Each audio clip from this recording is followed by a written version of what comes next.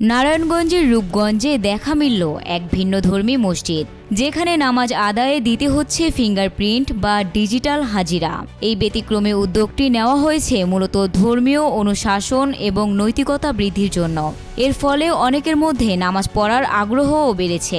2008 সালে অগ্রপথিক পল্লী সমিতির উদ্যোগে গড়ে ওঠা এই মসজিদটির মূল লক্ষ্য হল এলাকার মানুষকে ধর্মভীরু ও নৈতিকভাবে সচেতন করে একটি আদর্শ সমাজ তৈরি করা।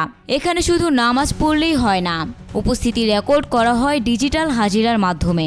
এই হাজিরা থেকে তৈরি হয় এক ধরনের আমলনামা, যা থেকে স্টাফরা দেখতে পারেন মাসে কত ওয়াক্ত নামাজ তারা আদায় করেছেন।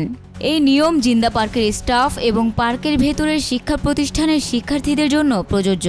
এই মসজিদে নামাজ আদায়ে ফিঙ্গারপ্রিন্ট দেওয়া বাধ্যতামূলক। জিন্দা পার্কের স্টাফ কামরুজ্জামান জানান, যদি কোনো কর্মী নিয়মিত নামাজ না পড়েন তার বেতন থেকে নির্দিষ্ট পরিমাণ অর্থ কেটে নেওয়া হয়।